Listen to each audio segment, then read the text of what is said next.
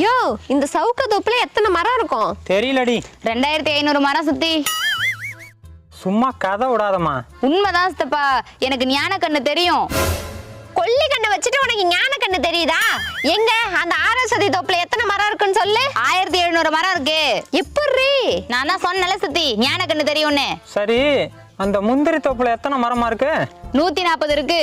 அந்த வாழை தோப்புல 300 மரம் இருக்கு. அந்த தேக்கம் தோப்புல 200 மரம் இருக்கு. அந்த புளியம் தோப்புல போதுமா? உனக்கு ஞானக்கண்ணு தெரியும்னு ஒத்துக்கிறேன். எந்த வயசுல இருந்து உனக்கு ஞானக்கண்ணு தெரிய ஆரம்பிச்சது? 10 வயசுல இருந்தே தெரியும் சித்தப்பா. உண்மையிலே சூப்பர் பவர்மா. எனக்கு மட்டும் இல்ல சித்தப்பா, எங்க வீட்ல எல்லாருக்குமே ஞான கண்ணு தெரியும். உண்மையா உனக்கு ஞானக்கண்ணு தெரியுமாடி? ஏன் எல்லாரும் இதே கேக்குறீங்க?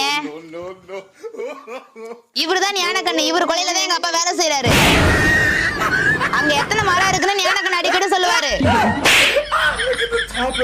நினைச்சண்டி